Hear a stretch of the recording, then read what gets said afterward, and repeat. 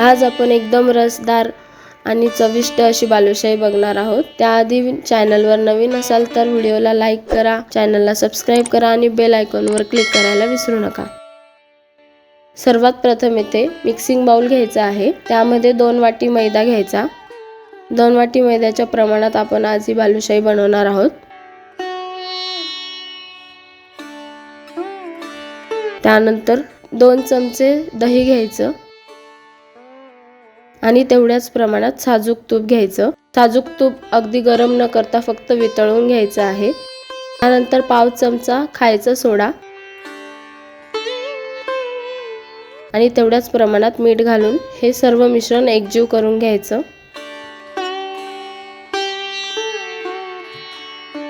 साजूक तूप आणि दही मध्येच याचा गोळा बनवून घ्यायचा। गरज वाटली तरच इथे पाण्याचा वापर करायचा आहे। तुम्ही पूर्ण दह्यातही हे मळू शकता।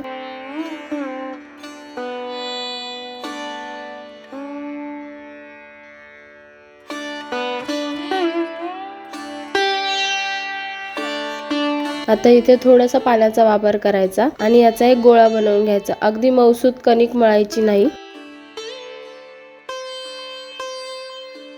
यावर टेक्स्चर राहिलं पाहिजे अशा प्रकारे याचा गोळा बनवून घ्यायचा आहे। पाहू शकता अशा प्रकारे हा गोळा बनलेला आहे।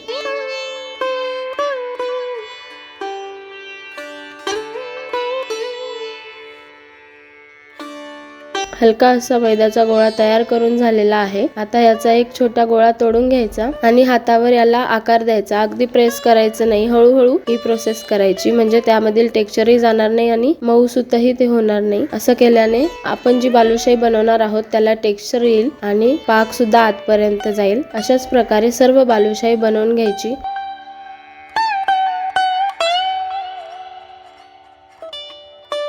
2 वाटी मैद्यामध्ये 13 ते 14 बालुशाही इथे तयार झालेले आहेत। आता यांना आपण तळून घेऊया। मंद गॅसवर तेल तापत ठेवलेलं आहे। तेल तापल्यानंतर त्यामध्ये सर्व बालुशाही सोडून द्यायच्या। शक्य होईल तेवढ्या एकाच वेळी सोडा।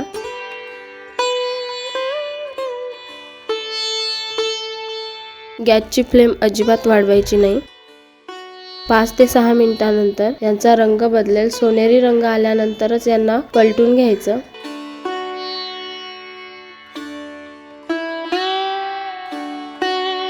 पाहू शकता मंद गॅसवर तळल्यावरच हे क्रिस्पी होणार, नाहीतर लवकर याचा रंग बदलून आतमध्ये ते तसेच नरम राहतील। बाजू उलटून झाल्यानंतर परत 7 ते 8 मिनिटांना तळण्यासाठी ठेवून घेऊया।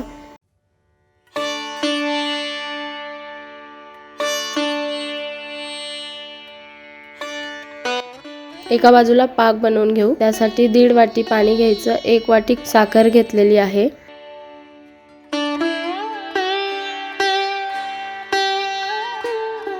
चार ते 5 मिनिटांनंतर साखर हळूहळू वितळेल। पूर्ण साखर वितळेपर्यंत तिला हलवत राहायचं आहे। त्यानंतर रंगासाठी 7 ते 8 केसर काड्या घातलेल्या आहेत। तुम्ही इथे फूड कलरही वापरू शकता। आता हा पाक 1 तारी किंवा त्यापेक्षा जास्त झाला तरीही चालेल। इथे हा पाक आपण घट्ट बनवून घेतलेला आहे। जवळजवळ 10 ते 12 मिनिट हा पाक बनण्यासाठी लागलेले आहेत। पाहू शकता अशा प्रकारे हा पाक घट्ट बनलेला आहे। पाक इथे तयार झालेला आहे। बालुशाही तळून झाल्यानंतर त्यांना आपण काढून घेऊया आणि उकळत्या पाकामध्ये सोडायचं आहे, जेणेकरून पाक आतपर्यंत जाईल आणि त्या आतपर्यंत रसरशीत लागतील। इथे गॅसची फ्लेम बंद करायची नाही, मंद गॅस ठेवायचा आणि सर्व बालुशाही पाकात सोडायच्या, उकळत्या पाकात सोडायच्या। गॅसची फ्लेम बंद केल्यानंतर पाक कडक व्हायला सुरुवात होते, त्यामुळे गॅसची फ्लेम चालूच ठेवा। दोन्ही बाजूनी बालुशाही पाकामध्ये घोळून घ्यायची आहे। 2 ते 3 मिनिट बालुशाहीला पाकात घोळून घेतल्यानंतर आतपर्यंत पाक मुरतो आणि त्याची चवही खूप छान येते। आता ही बालुशाही आपली तयार झालेली आहे। आपण हिला स्ट्रेनरच्या मदतीने काढून घेऊया।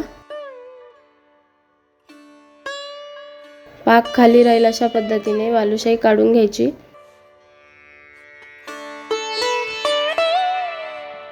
बघू शकता अगदी सुरेख रंग आणि तशीच चवही भन्नाट आहे।